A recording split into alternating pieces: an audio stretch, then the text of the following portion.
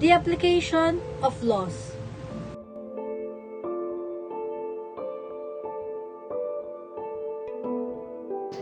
Law is everywhere.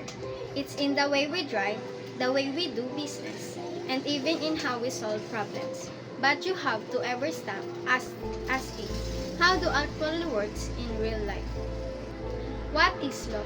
Law is a system of rules created by governments to guide behavior, protect rights, and keep society safe and fair. It includes criminal laws, civil laws, and many other, each with a role in shaping our daily lives.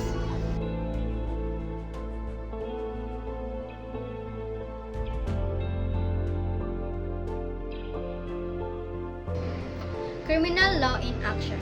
Criminal law deals with actions that harm society like theft, assault, or drug abuse.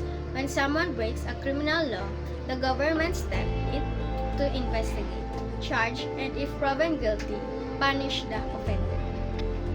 Law in hospitality industry. In hospitality industry laws, keep guests are safe and business accountable. For example, serving alcohol to minors or ignoring health codes can lead to criminal charges.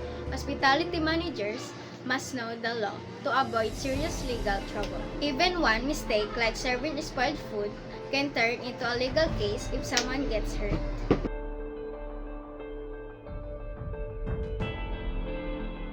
Civil law handles conflicts between people or businesses, like broken contracts or injuries. If a hotel guest slips and falls, they may file a civil lawsuit for damages.